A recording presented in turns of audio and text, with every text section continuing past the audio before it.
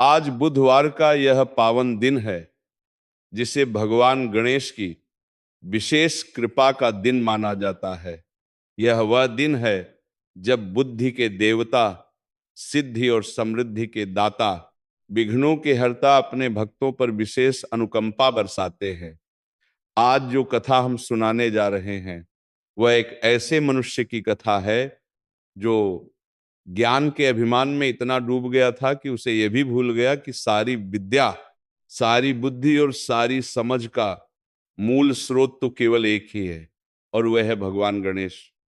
उसके जीवन में कैसे भगवान गणेश ने करुणा का हाथ बढ़ाया, कैसे उसके अहंकार को गलाया, और कैसे एक साधारण बालक की सरल भक्ति ने असंभव को भी संभव कर दिखाया, ये कथा उसी की है।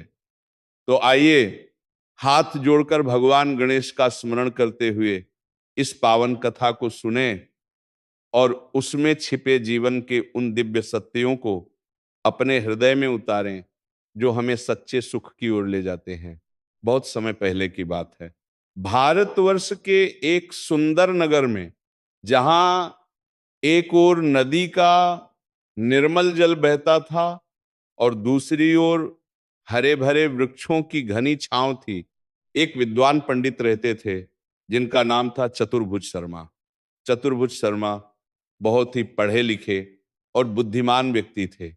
उन्होंने अनेक शास्त्रों का अध्ययन किया था, वेदों में उनकी गहरी पैठ थी, व्याकरण में वे पारंगत थे और ज्योतिष शास्त्र में भी उनका कोई जोड़ नहीं था। पूरे नगर में उनकी विद्वत्ता की धाक जमी हुई थी। जब भी कोई शास्त्रार्थ होता तो चतुर्भुज शर्मा का नाम सबसे पहले लिया जाता। लोग दूर दूर से उनके पास आते और जटिल प्रश्नों के उत्तर मांगते। चतुर्भुज शर्मा भी बड़े मनोयोग से उनके प्रश्नों का समाधान करते और लोग उनकी प्रशंसा करते हुए जाते। चतुर्भुज शर्मा के घर में उनकी धर्मपत्नी बिमला देवी थीं और दो पुत्र थे। बड़े पुत्र का नाम था मधुसूदन और छोटे का नाम था देवदत्त। मधुसूदन अपने पिता की ही प्रतिछाया था। वह भी पढ़ाई में होशियार था और अपनी विद्वत्ता का बखान करने में कोई कमी नहीं छोड़ता था। लेकिन देवदत्त बिल्कुल अलग ही स्वभाव का था। वह पढ़ाई में तो ठीक था, लेकिन उसका मन सबसे अधिक भगवान गणेश की पूजा में लगता था। वह बचपन से ही बुधवार के दिन उठकर गणेश जी की छोटी सी मूर्ति के सामने बैठ जाता, फूल चढ़ाता, दूब अर्पित करता और अपने भोले मन से उनसे बातें करता। चतुर्भुज शर्मा को देवदत्त की ये आदत कभी कभी अच्छी नहीं लगती थी। वे मन ही मन सोचते कि ये बच्चा इन मूर्तियों के सामने बैठकर समय बर्बाद करता है। उन्हें लगता था कि जो व्यक्ति सच्चा विद्वान हो, उसे इन बाहरी पूजा पाठ की क्या आवश्यकता। उनकी दृष्टि में सच्चा ज्ञान ही ईश्वर की सबसे बड़ी उपासना थी। वे अपने पुत्र मधुसूदन को देखकर गर्व से फूल जाते और देवदत्त को देखकर कहते, बेटा, समय का सदुपयोग करो, ग्रंथ पढ़ो, शास्त्र सीखो। ये पत्थर की मूर्ति तुम्हें कुछ नहीं दे सकती। देवदत्त पिता की बात सुनता, विनम्रता से सिर झुकाता और फिर से अपनी पूजा में लीन हो जाता। उसके भीतर एक अटूट विश्वास था कि भगवान गणेश सब कुछ जानते हैं, सब कुछ देखते हैं और जो उन्हें सच्चे मन से पुकारता है, उसकी वे अवश्य सुनते हैं। चतुर्भुज शर्मा की विद्वत्ता का डंका पूरे नगर में बजता था, लेकिन उनके भीतर एक ऐसा भाव धीरे धीरे जड़ें जमाता जा रहा था जो किसी विद्वान को शोभा नहीं देता। वह था अहंकार का भाव। जब जब कोई दूसरा विद्वान आता और उनसे प्रश्न करता, तो चतुर्भुज शर्मा उसे अपने ज्ञान के सामने छोटा साबित करने में प्रसन्नता अनुभव करते। जब जब कोई उनसे असहमत होता, वे भीतर से जल उठते। अपने मित्रों और परिचितों में वे यही कहते कि इस नगर में मुझसे बड़ा विद्वान कोई नहीं है। यदि कोई है तो आए और शास्त्रार्थ करे। एक बार की बात है, नगर में एक वार्षिक उत्सव का आयोजन हुआ, जिसमें दूर दूर से विद्वान पंडित बुलाए गए थे। उस उत्सव में विद्वानों के बीच शास्त्रार्थ होना था और सबसे श्रेष्ठ विद्वान को राज सम्मान मिलना था। चतुर्भुज शर्मा को निमंत्रण मिला तो वे बहुत प्रसन्न हुए। उन्होंने सोचा ये तो सोने पर सुहागे जैसी बात है। मैं सबको पराजित करूंगा और सम्मान पाऊंगा। उन्होंने कई दिनों तक और भी अधिक परिश्रम किया, ग्रंथों को दोहराया और मन ही मन अपनी विजय का चित्र देखते रहे। देवदत्त को जब पता चला कि पिताजी उस महोत्सव में भाग लेंगे, तो उसने सुबह उठकर भगवान गणेश की पूजा की और मन ही मन प्रार्थना की कि हे गजाननम, हे लंबोदर, मेरे पिता को सफलता मिले, उन्हें विजय मिले और उनके मन का अहंकार भी दूर हो, क्योंकि अहंकार मनुष्य का सबसे बड़ा शत्रु होता है। देवदत्त की ये प्रार्थना सुनकर विमला देवी की आंखें भर आईं। उन्हें अपने छोटे बेटे की सरलता पर बहुत स्नेह आया। उत्सव के दिन चतुर्भुज शर्मा धूमधाम से नगर के सभागार में पहुंचे। वहां बहुत से विद्वान एकत्रित थे। शास्त्रार्थ आरंभ हुआ और चतुर्भुज शर्मा ने सबको मात देना शुरू किया। एक के बाद एक प्रश्नों का वे ऐसे उत्तर देते जाते जैसे उन्हें सब पहले से ही ज्ञात हो। सभागार में वाहवाही की गूंज उठती। चतुर्भुज शर्मा के मन में गर्व का भाव और अधिक प्रबल होता जाता। लेकिन तभी एक ऐसा क्षण आया जिसने सब बदल दिया। दूर किसी पहाड़ी क्षेत्र से आए एक वृद्ध पंडित ने खड़े होकर एक ऐसा प्रश्न किया जो चतुर्भुज शर्मा ने आज तक न सुना था और न पढ़ा था। प्रश्न सुनते ही चतुर्भुज शर्मा के माथे पर पसीना आ गया। उन्होंने अपने स्मृति पटल को खंगाला, सारे ग्रंथों को मन में उलटा पलटा, लेकिन उत्तर नहीं मिला। पूरे सभागार में एक पल के लिए सन्नाटा छा गया। लोग चतुर्भुज शर्मा की ओर देखने लगे। चतुर्भुज शर्मा को आज तक कभी ऐसी स्थिति का सामना नहीं करना पड़ा था। उनकी हथेलियां ठंडी पड़ गईं। उन्होंने बड़ी कठिनाई से कहा कि मुझे इस प्रश्न का उत्तर सोचने के लिए कुछ समय चाहिए। वृद्ध पंडित मुस्कुराए और बोले, शर्मा जी, ज्ञान की कोई सीमा नहीं होती। जो ये मानता है कि मैंने सब जान लिया, उसी दिन उसके ज्ञान का अंत हो जाता है। विद्या की देवी उसी के पास रहती हैं जो विनम्र हो और जो ये जानते हो कि अभी बहुत कुछ सीखना बाकी है। उस दिन चतुर्भुज शर्मा को राज सम्मान नहीं मिला। वह सम्मान उन्हीं वृद्ध पंडित को मिला। चतुर्भुज शर्मा घर लौटे तो उनका मन बहुत भारी था। उन्होंने अपने जीवन में पहली बार ऐसी पराजय का अनुभव किया था। वे रात भर सो नहीं सके।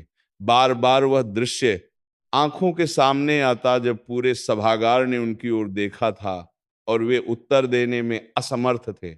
उधर देवदत्त सुबह उठकर अपनी पूजा में बैठा था। उसे कहाँ पता था कि पिताजी के साथ क्या हुआ।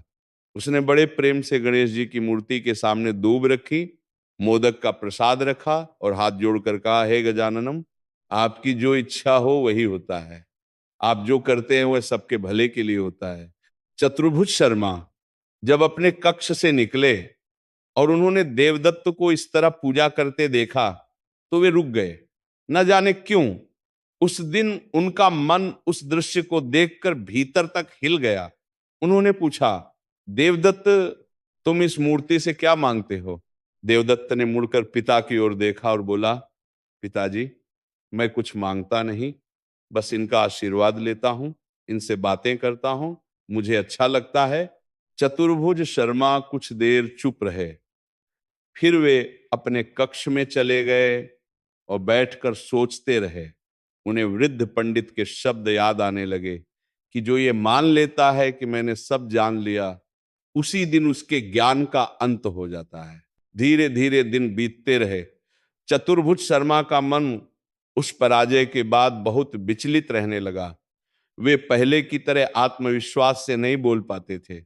जब भी कोई उनके पास आता, उन्हें यह डर सताने लगता कि न जाने कोई ऐसा प्रश्न पूछ दे जिसका उत्तर उन्हें ना आए। यह डर धीरे धीरे उनके मन में घर करता गया। वे अपने पाठ पढ़ाना बंद कर दिया। जो शिष्य उनके पास आते, उन्हें वे टालने लगे। नगर में यह बात फैल गई कि चतुर्भुज शर्मा अब पहले जैसे नहीं रहे। उनकी प्रतिष्ठा धीरे धीरे कम होने लगी। कुछ लोगों ने कहा कि उस महोत्सव के बाद से उनका तेज ही जैसे चला गया हो। उनके पुत्र मधुसूदन को भी पिता की यह अवस्था देखकर बहुत दुख हुआ। वो भी बेचैन रहने लगा। घर का वातावरण बोझिल हो गया। विमला देवी बड़ी चिंता में थीं। वे पति की यह दशा देखकर घबरा गई थीं। एक दिन उन्होंने देवदत्त से पूछा, बेटा, तुम्हारे पिता की यह अवस्था देख रही हूं मैं। उनका ज्ञान तो बहुत है, पर मन टूटा हुआ है। तुम्हें क्या लगता है, क्या होना चाहिए? देवदत्त ने शांत भाव से कहा, मां, पिताजी का मन इसलिए टूटा है क्योंकि उन्होंने ज्ञान को अपना समझ लिया था। वे भूल गए थे कि बुद्धि और विद्या तो भगवान गणेश की देन है। जब तक वे उन्हें याद नहीं करेंगे, उनके मन को शांति नहीं मिलेगी। विमला देवी की आंखें भर आईं। उन्होंने देवदत्त का सिर अपनी गोद में रख लिया और कहा, बेटा, तू बड़ा भोला है, पर तेरी बातों में बड़ा गहरा सत्य है। उसी रात एक अजीब घटना हुई। चतुर्भुज शर्मा को नींद नहीं आ रही थी। वे अपने अध्ययन कक्ष में बैठे थे। दीपक की लौ हिल रही थी और उसकी रोशनी में सामने रखे ग्रंथ चमक रहे थे। तभी अचानक उन्हें एक बहुत ही सुंदर और मनभावन सुगंध आई। वह सुगंध ऐसी थी जो उन्होंने आज तक कभी नहीं सूंघी थी, जैसे हजारों फूलों की मिलीजुली महक एक साथ आ गई हो। चतुर्भुज शर्मा चौंक गए। उन्होंने चारों ओर देखा, कुछ दिखा नहीं। फिर अचानक उन्हें एक अनुभव हुआ, ऐसा जैसे कोई बहुत ही कोमल हाथ उनके कंधे पर रखा हो। चतुर्भुज शर्मा का हृदय कांप उठा। उनकी आंखें बंद हो गईं और भीतर कहीं से एक वाणी सुनाई दी, बहुत गहरी, बहुत शांत, बहुत करुण। वो वाणी बोली, चतुर्भुज, तू बहुत पढ़ा है, बहुत जाना है, लेकिन तू भूल गया कि ये सब किसकी कृपा से है।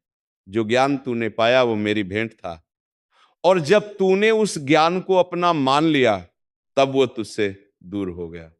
ज्ञान उसी में बसता है जो निर्भिमान हो, जो जानता हो कि वो कुछ नहीं है और सब कुछ मेरी कृपा से है। चतुर्भुज शर्मा ने आंखें खोली। वे थर थर कांप रहे थे। उनकी आंखों से आंसू बह रहे थे।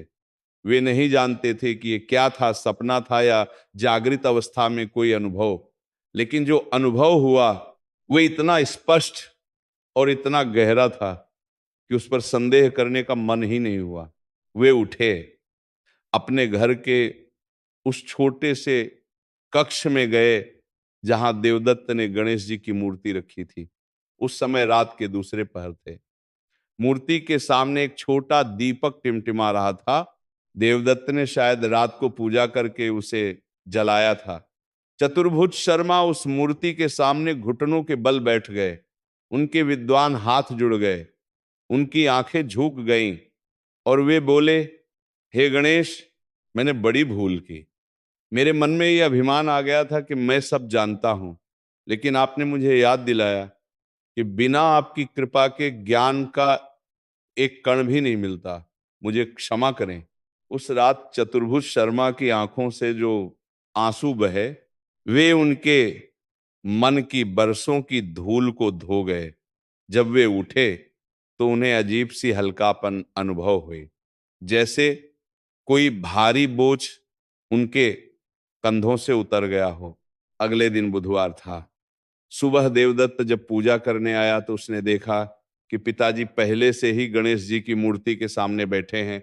देवदत्त की आंखें चमक उठी। वह चुपचाप पिता के पास बैठ गया। दोनों ने साथ मिलकर पूजा की। पहली बार पिता और पुत्र ने एक साथ भगवान गणेश के सामने सिर झुकाया। उस पल का वर्णन करना कठिन है। विमला देवी दरवाजे से यह दृश्य देख रही थी और उनकी आंखों से प्रसन्नता के आंसू बह रहे थे। उस दिन के बाद चतुर्भुज शर्मा का जीवन बदलने लगा। उन्होंने पहले की अकड़ छोड़ दी। वे अपने शिष्यों से विनम्रता से मिलने लगे। जो विद्वान पहले उनके पास आते और वे उन्हें तुच्छ समझते थे, अब उनसे भी वे बड़े प्रेम से बात करते। उन्होंने अपने पड़ोस के गरीब बच्चों को पढ़ाना शुरू किया, बिना किसी शुल्क के। जो बच्चे उनके द्वार पर आते उन्हें वे प्यार से बुलाते और उनके प्रश्नों का उत्तर देते।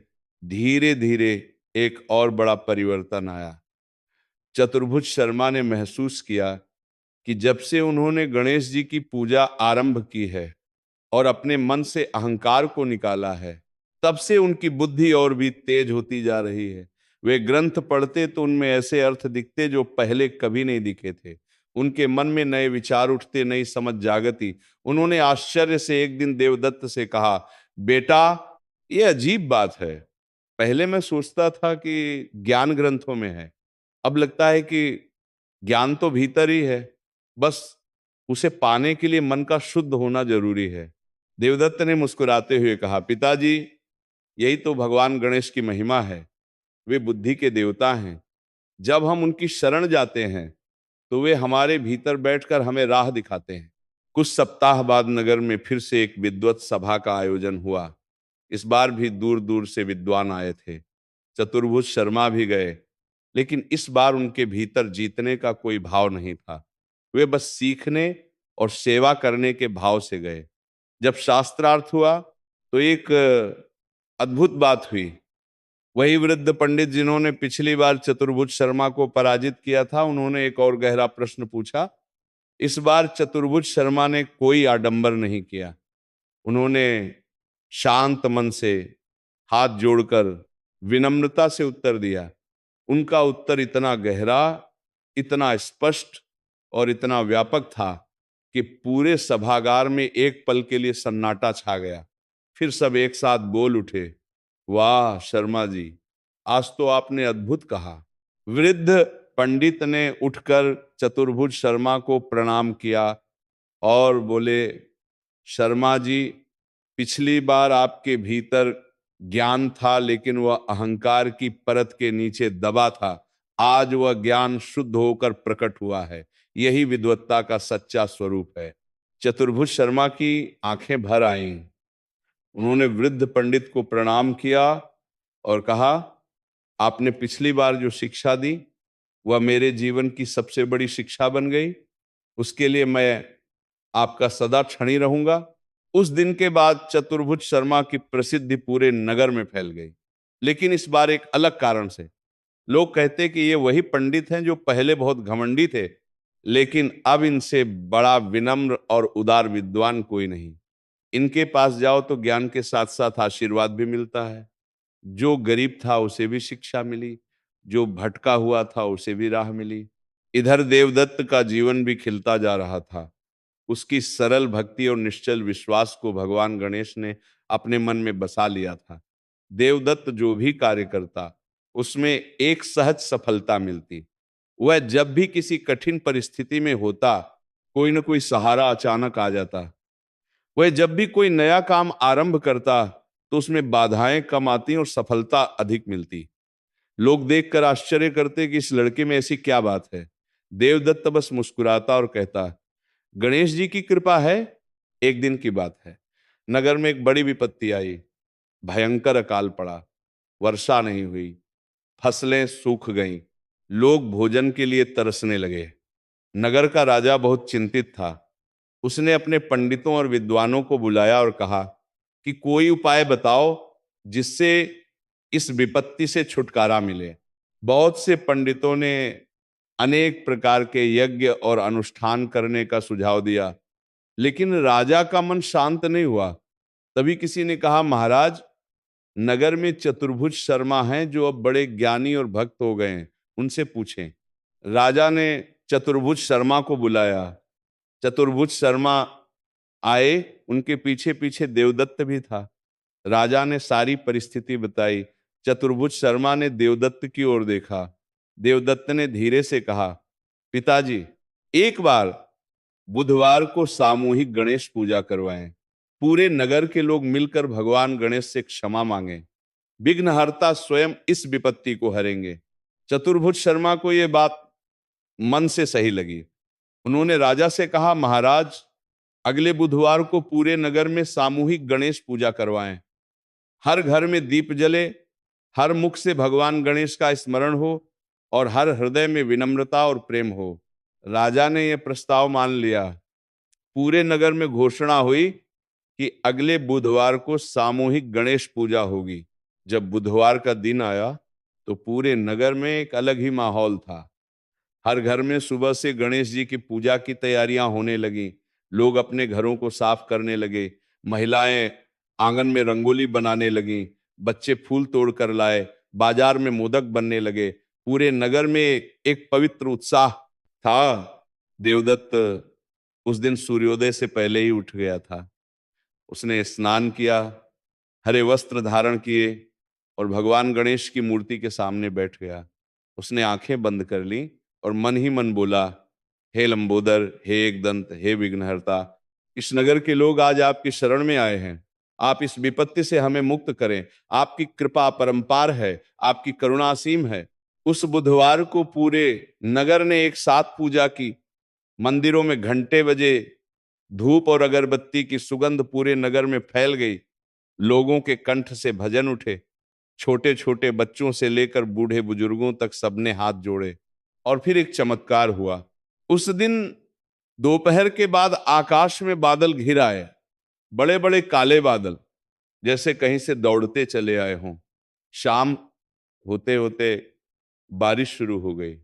पहले बूंदाबांदी, फिर तेज बरसात। पूरे नगर में जैसे झमाझम जल बरसने लगा। लोग अपने अपने घरों के बाहर निकल आए। बच्चे भीगने लगे, महिलाएं हाथ उठाकर आकाश की ओर देखने लगीं और आंखों से आंसू बहाने लगीं। बुजुर्ग बोले, देखो, गणेश जी ने सुन लिया। देखो, उन्होंने सुन लिया। राजा ने जब ये देखा तो उसकी आंखें नम हो गईं।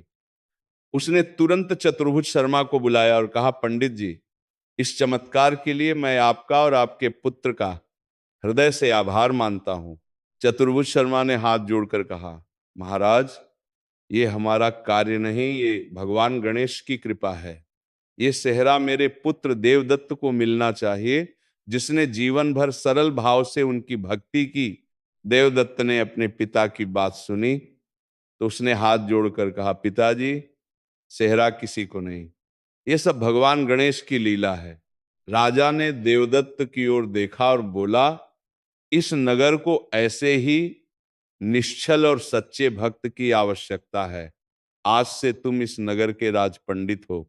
देवदत्त ने पहले तो मना किया, लेकिन जब पिता ने समझाया कि यह सेवा का अवसर है तो उसने स्वीकार किया। उस दिन के बाद नगर में एक नई परंपरा शुरू हुई। हर बुधवार को नगर के मंदिर में सामूहिक गणेश पूजा होती। देवदत्त वहां बैठकर पूजा करवाता और भगवान गणेश की महिमा की कथाएं सुनाता। गरीब, अमीर, विद्वान, अनपढ़, सब एक साथ बैठते और भगवान गणेश के सामने सिर झुकाते। उस स्थान पर जब सब एक साथ होते तब कोई बड़ा छोटा नहीं रहता, कोई अमीर गरीब नहीं रहता, सब गणेश जी के भक्त होते। और बस चतुर्भुज शर्मा अब उस बुधवार की सभा में सबसे पहले आते, वे सबसे अंत में बैठते और सबसे विनम्र भाव से पूजा करते। जो उन्हें कभी देखता था वह पहचान नहीं पाता था कि ये वही चतुर्भुज शर्मा हैं जो कभी अपनी विद्वत्ता के अहंकार में डूबे रहते थे। बड़े पुत्र मधुसूदन ने भी जब ये परिवर्तन देखा तो वो भी बदल गया। उसने भी अपनी अकड़ छोड़ी और अपने छोटे भाई देवदत्त से कहा, भाई, मैं समझ गया, ज्ञान का अभिमान करना मूर्खता है। सच्चा ज्ञान वही है जो विनम्रता दे। देवदत्त ने प्रेम से भाई का हाथ थामा और कहा, आओ भाई, इस बुधवार साथ बैठकर पूजा करेंगे। उस बुधवार को दोनों भाई साथ बैठे। पिता भी थे, माँ भी थी, पूरा परिवार एक साथ भगवान गणेश के चरणों में। उस दृश्य को जिसने भी देखा उसे लगा जैसे किसी ने स्वर्ग का एक टुकड़ा उस कक्ष में उतार दिया हो। इस कथा को सुनते सुनते हम सोचते हैं कि ये तो केवल एक परिवार की बात है, लेकिन ये कथा हम सब की कथा है। हम सब किसी न किसी रूप में चतुर्भुज शर्मा जैसे हैं। हम सब कभी न कभी अपनी किसी न किसी योग्यता पर, किसी न किसी उपलब्धि पर अभिमान कर लेते हैं। हम भूल जाते हैं कि जो कुछ भी हमारे पास है वह सब ऊपर वाले की देन है। और जब हम ये भूल जाते हैं तब वह सब धीरे धीरे हमसे दूर होने लगता है। भगवान गणेश बुद्धि के देवता हैं, वे विघ्नहर्ता हैं। वे केवल बाहरी बाधाओं को नहीं हटाते, वे हमारे भीतर के अहंकार और अज्ञान को भी हटाते हैं। जब हम उनकी शरण जाते हैं, जब हम उन्हें याद करते हैं, तब वे हमारी बुद्धि को शुद्ध करते हैं, हमें सही निर्णय लेने की शक्ति देते हैं और हमारे मार्ग की बाधाओं को दूर करते हैं। बुधवार का दिन भगवान गणेश का विशेष दिन माना जाता है। इस दिन जो श्रद्धालु भक्त मन की पवित्रता के साथ, विनम्रता के साथ, प्रेम के साथ उनकी पूजा करता है, उसके जीवन में न केवल बाहरी बाधाएं दूर होती हैं, बल्कि भीतरी शांति और स्थिरता भी आती है। उसकी बुद्धि तेज होती है, उसके विचार स्पष्ट होते हैं, उसके कार्य सिद्ध होते हैं। बहुत से लोग पूछते हैं कि भगवान गणेश की पूजा में ऐसा क्या खास है? उत्तर सरल है। जब हम किसी के आगे सिर झुकाते हैं, जब हम अपने अहंकार को एक ओर रखकर किसी के सामने विनम्र होते हैं, तब हमारे भीतर का वह कठोर आवरण टूटता है जो हमें ज्ञान से, प्रेम से और ईश्वर से दूर रखता है। भगवान गणेश की पूजा करना केवल एक अनुष्ठान नहीं है, ये अपने अहंकार को गलाने की एक प्रक्रिया है। जब देवदत्त पूजा करता था तो वो ये सोचकर नहीं करता था कि इससे मुझे कुछ मिलेगा, वो बस प्रेम से करता था। और यही निस्वार्थ भक्ति सबसे बड़ी भक्ति है। भगवान उसे सबसे अधिक प्यार करते हैं जो बिना किसी स्वार्थ के उनके पास आता है, जो ये नहीं सोचता कि मुझे क्या मिलेगा, बल्कि ये सोचता है कि मैं आपका हूं। जब चतुर्भुज शर्मा ने भगवान गणेश के सामने घुटने टेके, तो ये उनके जीवन का सबसे बड़ा और सबसे शक्तिशाली कदम था, क्योंकि उस पल उन्होंने अपने अहंकार को छोड़ा और उस असीम शक्ति के सामने अपनी क्षुद्रता स्वीकार की, और उसी पल से उनका जीवन बदल गया। बुधवार के दिन भगवान गणेश की पूजा में धूप का विशेष महत्व है। धूप एक साधारण घास है, लेकिन वो बहुत जीवट होती है। कितनी भी धूप पड़े, कितना भी सूखा पड़े, धूप फिर से उगाती है। ये हमें सिखाती है कि जीवन में चाहे जितनी विपत्तियां आए, हमें हार नहीं माननी चाहिए। जैसे दूब अपनी जड़ों से फिर उठती है, वैसे ही हमें भी अपने विश्वास की जड़ों से बार बार उठना चाहिए। मोदक का भी अपना अर्थ है। मोदक का अर्थ होता है जो आनंद दे। भगवान गणेश को मोदक अत्यंत प्रिय है। जब हम उन्हें मोदक अर्पित करते हैं, तो हम ये कहते हैं कि हे प्रभु, हमारे जीवन में आनंद भरे, खुशियां भरें। और भगवान गणेश यही करते हैं। जब उनकी कृपा होती है, तो मन में एक ऐसी खुशी होती है जो बाहर की परिस्थितियों पर निर्भर नहीं होती। ये आंतरिक आनंद है जो असली सुख है। भगवान गणेश को हम विघ्नहर्ता कहते हैं। विघ्न यानी बाधा। लेकिन जीवन में सबसे बड़ी बाधा क्या होती है? क्या धन की कमी? क्या स्वास्थ्य की कमी? जीवन में कौन को लेकर की कमी? नहीं। सबसे बड़ी बाधा होती है मन का अशांत होना। जब मन शांत नहीं होता, जब मन में अहंकार, ईर्ष्या, क्रोध, लालच भरे होते हैं, तो हम न सही निर्णय ले पाते हैं और न सही काम कर पाते हैं। भगवान गणेश इन्हीं आंतरिक बाधाओं को दूर करते हैं। जब वे हमारे मन को शुद्ध करते हैं, तो बाहरी बाधाएं भी स्वयं हट जाती हैं। चतुर्भुज शर्मा के जीवन में यही हुआ था। उनकी असली बाधा बाहर की नहीं थी, उनकी असली बाधा थी उनके भीतर का अहंकार। जब वो गया, तो उनका ज्ञान और निखर गया, उनकी बुद्धि और तेज हो गई और उनका जीवन सफल हो गया। देवदत्त की कथा ये भी सिखाती है कि भक्ति के लिए बड़े होने की जरूरत नहीं है, बड़ी पूजा की जरूरत नहीं है, महंगे फूलों की जरूरत नहीं है। बस मन की पवित्रता चाहिए, हृदय की सरलता चाहिए और एक अटूट विश्वास चाहिए। देवदत्त छोटा था, उसके पास बहुत कुछ नहीं था, लेकिन उसके पास वो सबसे बड़ी चीज थी जो भगवान को प्रिय है, और वह है सच्ची श्रद्धा। जब हम बुधवार के दिन घर साफ करते हैं, तो ये केवल घर की सफाई नहीं होती, ये मन की सफाई का प्रतीक भी है। जब हम घर में झाड़ू लगाते हैं, धूल हटाते हैं, तो हम ये भी संकल्प लेते हैं कि हम अपने मन से भी नकारात्मक विचारों की धूल को हटाएंगे। जब हम दीपक जलाते हैं, तो ये केवल एक आग नहीं जलाते, बल्कि अपने भीतर के ज्ञान की लौ को भी जलाते हैं। जब हम भगवान गणेश को फूल चढ़ाते हैं, तो ये हमारे मन के सुंदर भावों को उनके चरणों में अर्पित करने का प्रतीक है। इस पूजा को करते समय एक और बात का ध्यान रखना चाहिए कि पूजा के समय हमारा मन पूरी तरह उपस्थित हो। आजकल लोग पूजा तो करते हैं, लेकिन मन इधर उधर भटकता रहता है। हाथ भगवान को फूल चढ़ाते हैं और मन दिन भर के कामों में उलझा रहता है, ऐसी पूजा से पूरा फल नहीं मिलता। इसलिए पूजा के समय सभी विचारों को एक तरफ रखकर पूरे मन से, पूरी एकाग्रता से भगवान गणेश का ध्यान करें, उनके स्वरूप का ध्यान करें, उनकी महिमा का स्मरण करें और मन में यह भाव रखें कि आप उनके चरणों में सब कुछ समर्पित कर रहे हैं। जैसे चतुर्भुज शर्मा को एक दिन अनुभव हुआ कि भगवान गणेश का आशीर्वाद उनके साथ है, वैसे ही जो भी सच्चे मन से उनकी उपासना करता है उसे भी किसी न किसी रूप में यह अनुभव होता है।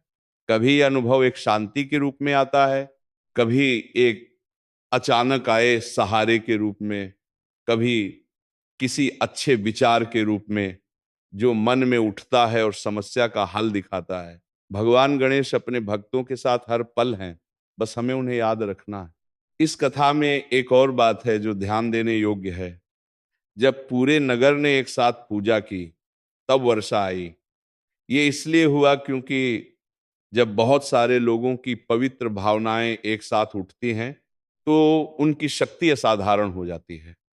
एकल प्रार्थना की अपनी शक्ति है, लेकिन सामूहिक प्रार्थना की शक्ति कई गुना अधिक होती है। इसीलिए जब जब हम बुधवार के दिन पूरे परिवार के साथ बैठकर पूजा करते हैं तो उस सामूहिक भक्ति की शक्ति घर को, परिवार को और आसपास के वातावरण को पवित्र बनाती है। परिवार में जब सब मिलकर बैठते हैं तो रिश्तों में मिठास आती है, बच्चे संस्कार सीखते हैं, बुजुर्गों को संतोष मिलता है और सब पर एक पवित्र प्रभाव पड़ता है जो उन्हें पूरे सप्ताह अच्छे विचारों और अच्छे कार्यों की ओर प्रेरित करता है। जीवन में बुद्धि ही सबसे बड़ी संपत्ति है। धन तो आता जाता रहता है, स्वास्थ्य भी उतार चढ़ाव में रहता है, लेकिन जिसके पास सही बुद्धि है, सही विवेक है, वह हर परिस्थिति में अपना रास्ता निकाल लेता है। और इस बुद्धि का स्रोत भगवान गणेश हैं। जब हम उनकी उपासना करते हैं तो वे हमारी बुद्धि को निर्मल करते हैं, हमारे विचारों को साफ करते हैं और हमें जीवन के जटिल प्रश्नों के उत्तर खोजने की शक्ति देते हैं। चतुर्भुज शर्मा ने यही अनुभव किया था। जब उनके मन से अहंकार गया और भगवान गणेश की कृपा आई तो उनकी बुद्धि पहले से कहीं अधिक तेज हो गई।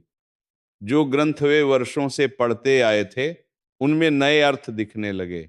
जो प्रश्न पहले कठिन लगते थे वे अब सरल लगने लगे। ये इसलिए हुआ क्योंकि अहंकार एक ऐसा पर्दा होता है जो हमारी बुद्धि पर पड़ा रहता है। ये पर्दा हमें नई बातें सीखने से रोकता है। ये हमें ये मानने नहीं देता कि हम गलत हो सकते हैं और इसीलिए हम आगे नहीं बढ़ पाते। जब ये पर्दा हटता है तब बुद्धि का असली प्रकाश जगमगाता है। भगवान गणेश की एक और विशेषता यह है कि वे परीक्षा लेते हैं, लेकिन ये परीक्षा दंड के लिए नहीं होती। ये परीक्षा हमें निखारने के लिए होती है। जैसे सोने को अग्नि में तपाया जाता है तो वह और शुद्ध होता है, वैसे ही जब जीवन में परीक्षाएं आती हैं तो वे हमें और मजबूत और परिपक्व बनाती हैं। चतुर्भुज शर्मा की पराजय भी एक परीक्षा थी। भगवान गणेश ने उन्हें यह महसूस कराने के लिए यह स्थिति आई कि उनके भीतर अहंकार है जिसे निकालना जरूरी है। और जब चतुर्भुज शर्मा ने उस परीक्षा को समझकर अपने अहंकार को त्यागा तो वे पहले से कहीं अधिक ऊंचे उठ गए।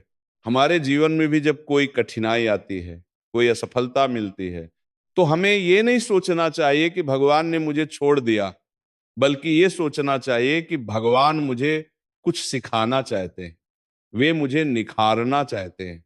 और ये विश्वास रखकर जब हम अपनी भूलों को ढूंढते हैं और उन्हें सुधारते हैं तो भगवान गणेश की कृपा हम पर और अधिक बरसती है।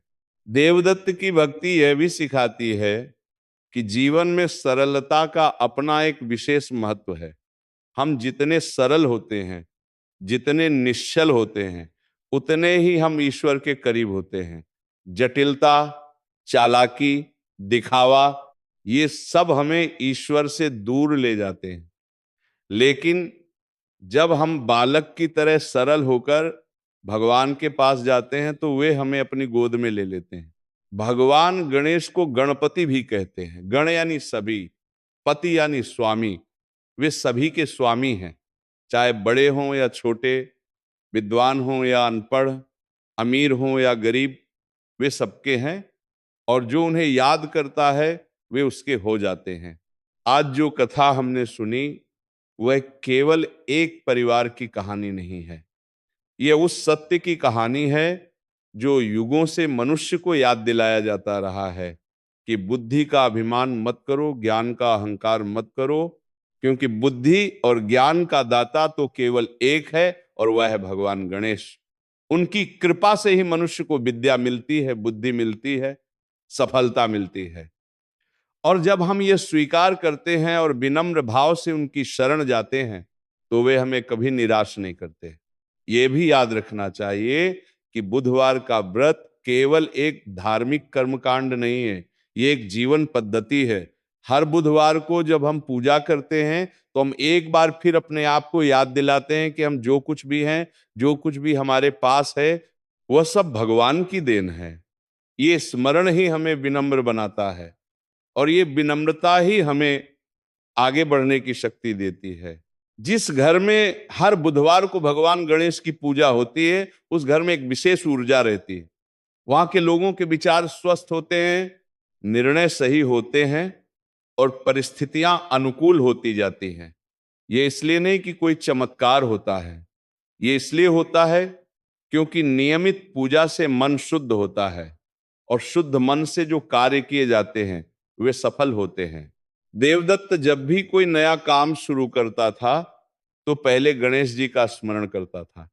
ये उसकी आदत बन गई थी और इस आदत ने उसे जीवन में एक ऐसी दृढ़ता दी जो बड़ी से बड़ी मुसीबत में भी नहीं टूटती थी। कहते हैं कि भगवान गणेश के 12 नाम हैं और हर नाम का एक विशेष अर्थ है, एक विशेष शक्ति है।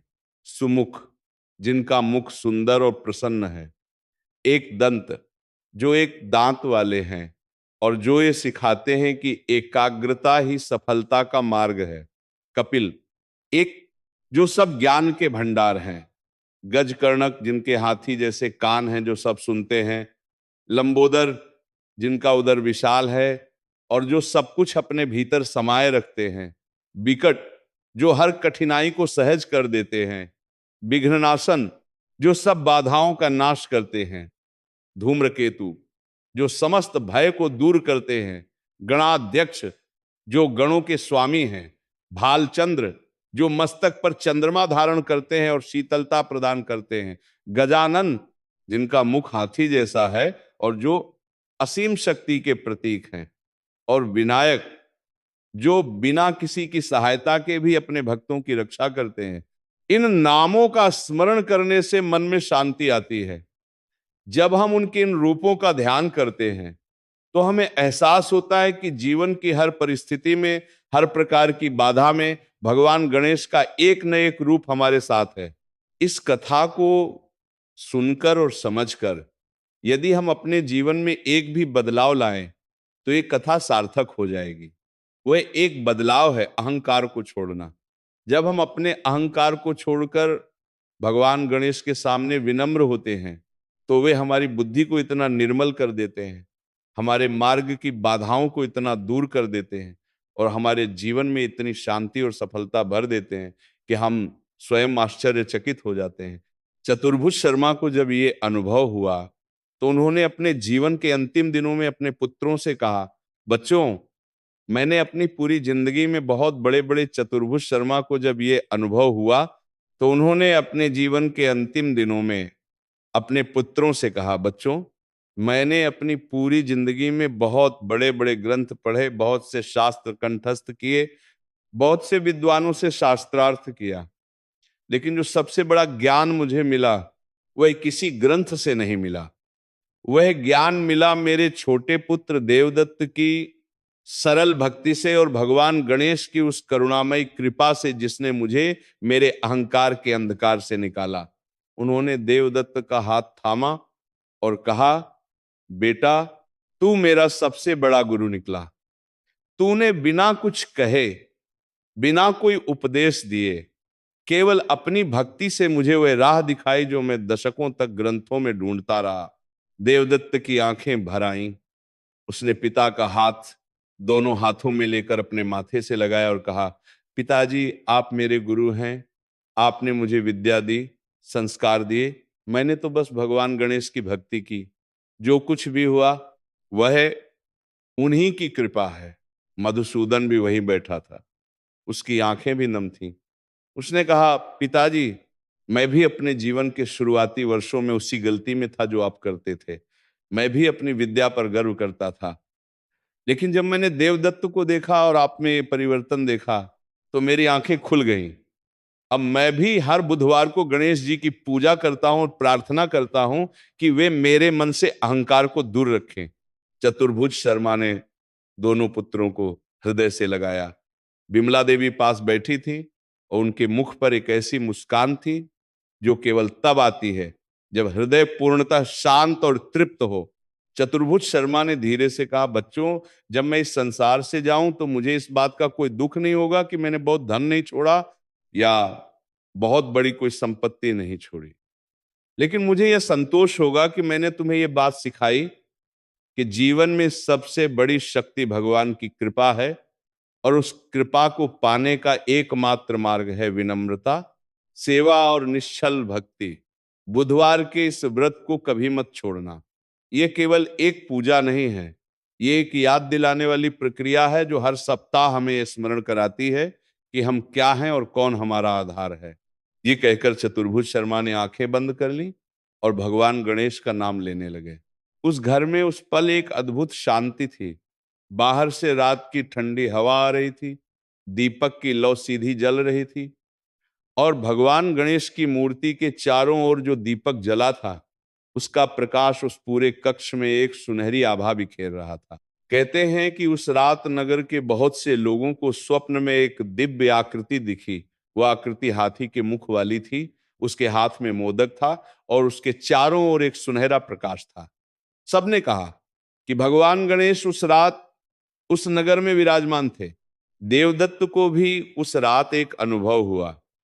जब वह सोने लगा तो उसे भीतर से एक बहुत ही मीठी और शांत अनुभूति हुई, जैसे कोई उसके सिर पर हाथ रख रहा हो। उसने आंखें बंद करके हाथ जोड़े और मन ही मन कहा, हे गजाननम आपकी जय हो, आपकी करुणा का कोई पार नहीं। अगले दिन सुबह जब देवदत्त उठा तो उसके मन में एक अलग ही प्रसन्नता थी।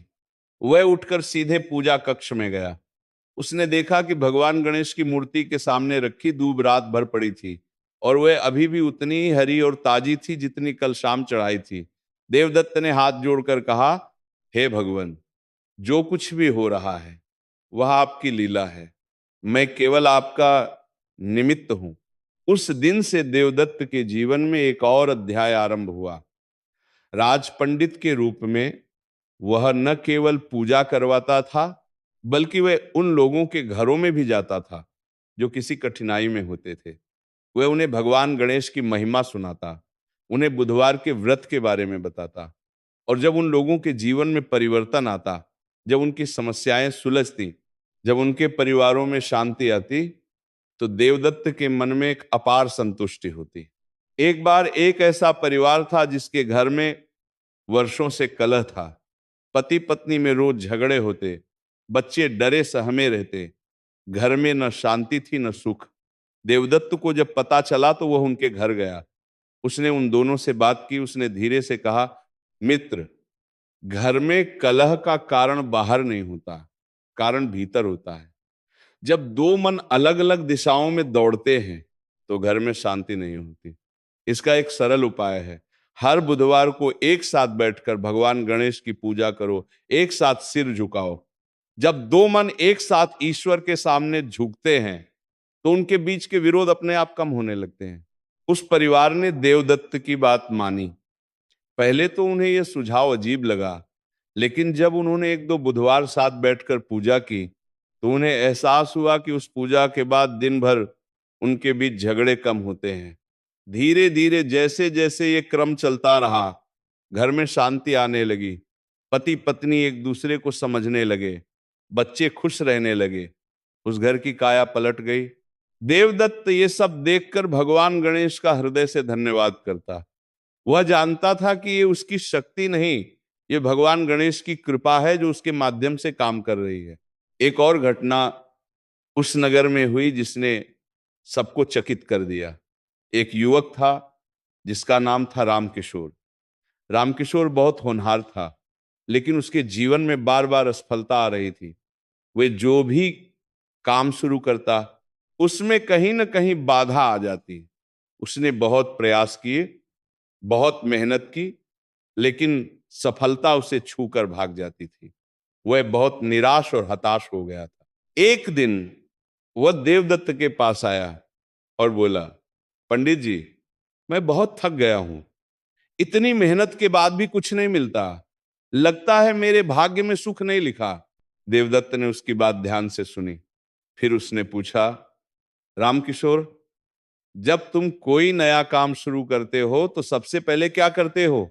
रामकिशोर ने कहा, मैं योजना बनाता हूं, पूंजी जुटाता हूं और फिर काम शुरू करता हूं। देवदत्त ने पूछा, और इससे पहले? रामकिशोर ने सोचा और कहा, और कुछ नहीं। देवदत्त ने मुस्कुराते हुए कहा, यही तुम्हारी गलती है मित्र। तुमने योजना बनाई, पूंजी जुटाई, लेकिन उस शक्ति को नहीं बुलाया जो तुम्हारे सारे प्रयासों में प्राण भर देती है। जब कोई काम शुरू करने से पहले भगवान गणेश को याद नहीं करते, जब उनका आशीर्वाद नहीं लेते, तो कहीं ना कहीं वो कड़ी कमजोर रह जाती है जो सफलता और प्रयास को जोड़ती है। रामकिशोर ने पूछा, तो मुझे क्या करना चाहिए? देवदत्त ने कहा, अगले बुधवार से व्रत रखो, गणेश जी की पूजा करो, और जब भी कोई नया काम शुरू करो पहले उनका स्मरण करो। ये मत सोचो कि इससे क्या मिलेगा, बस करो और देखो। रामकिशोर ने ऐसा ही किया। उसने अगले बुधवार से व्रत आरंभ किया। पहले तो उसे ये सब औपचारिक लगा, लेकिन जैसे जैसे सप्ताह बीतते गए उसके मन में एक शांति आने लगी, उसकी सोच स्पष्ट होने लगी। उसे जो समस्याएं पहले बहुत जटिल लगती थीं, वे अब सुलझाने योग्य लगने लगीं। उसने एक नया व्यापार आरंभ किया और इस बार उसने पहले भगवान गणेश की पूजा की। उसने कहा, हे गजाननम, यह कार्य आपके नाम से आरंभ करता हूं। सफलता हो या न हो, आपकी इच्छा पूर्ण हो। उस बार रामकिशोर का व्यापार चला, धीरे धीरे उसकी उन्नति हुई। उसने भगवान गणेश को अपना पहला मुनाफा अर्पित किया और उसका आधा हिस्सा गरीब बच्चों की शिक्षा में लगा दिया। रामकिशोर बाद में हमेशा कहता था, जिस दिन से मैंने भगवान गणेश को अपने जीवन में शामिल किया, उस दिन से मेरी सोच बदल गई, मेरा दृष्टिकोण बदल गया। और जब सोच और दृष्टिकोण बदलता है तो जीवन बदल जाता है। ये बात बिल्कुल सत्य है। भगवान गणेश हमारी बाहरी परिस्थितियों से पहले हमारे भीतर परिवर्तन लाते हैं।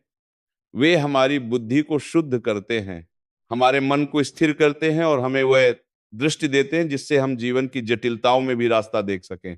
जो व्यक्ति हर बुधवार को नियम से उनकी उपासना करता है, वह धीरे धीरे एक विशेष प्रकार की स्थिरता प्राप्त करता है।